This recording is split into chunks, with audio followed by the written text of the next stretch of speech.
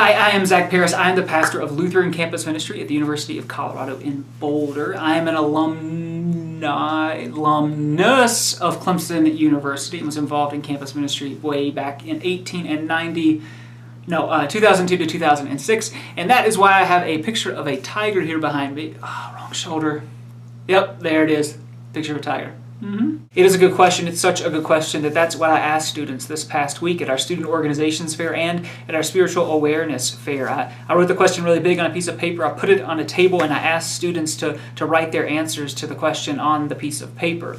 And I got a lot of really interesting responses. Can Jesus microwave a burrito so hot that even he can't eat it? Why isn't it my birthday every day? What's the meaning of life? What am I supposed to do after I graduate? And how do I know that your plan is the best plan? These are all really good questions to ask God, but I think the question that I want to ask God is, who am I? I mean, I know that I can come up with a really good theological answer. I can say and I can know in some sense that I am a baptized child of God, a beloved one who is claimed in the waters of the font of a little church in Gastonia, North Carolina. But I don't know exactly what that means all the time.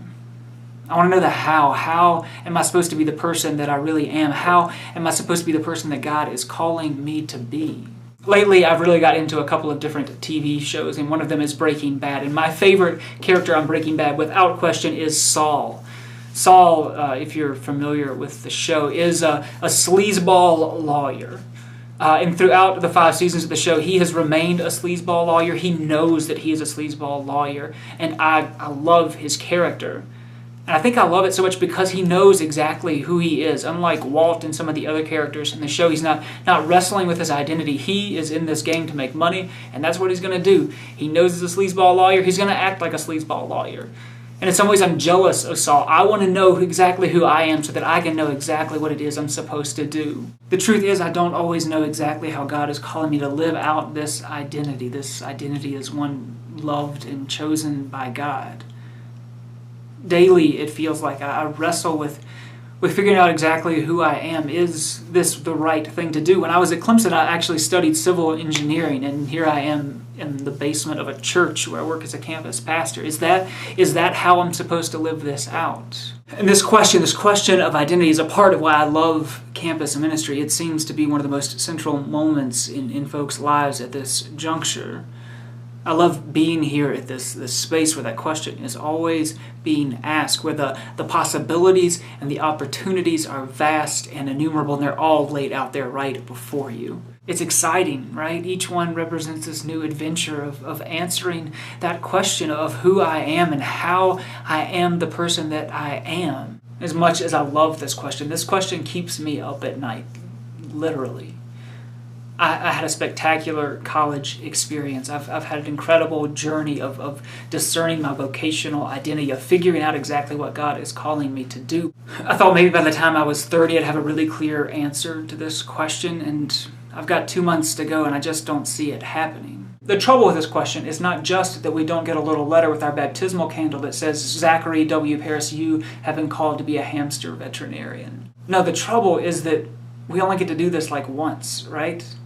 That I probably am not going to be a hamster veterinarian. I'm probably not going to be called I'm probably not going to be able to experience it to figure out if I was called to be some sort of crazy Russian Siberian researcher person.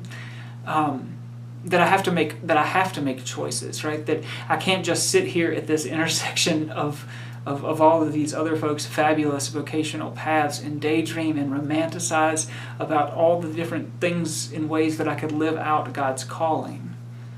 No, I get to pick my path. I get to be called down this one route.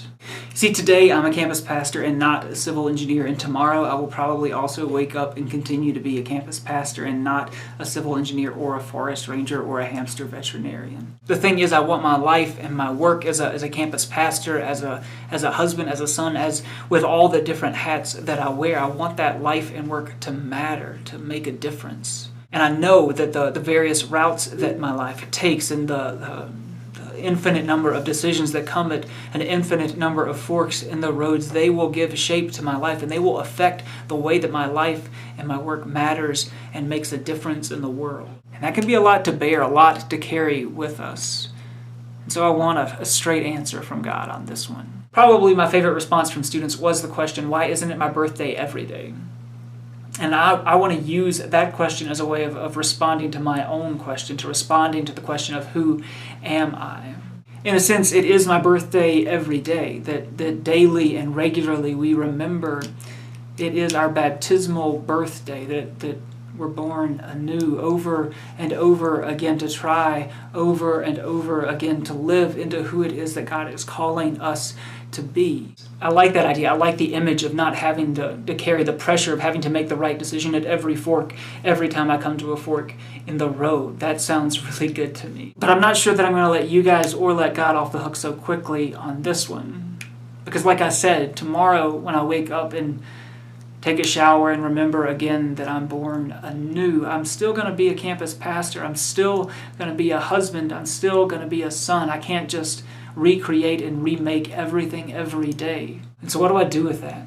What do I do with the reality that there are some decisions I have made and paths that I have chosen that I will continue to walk in the days and years that lie ahead because I chose those paths years ago?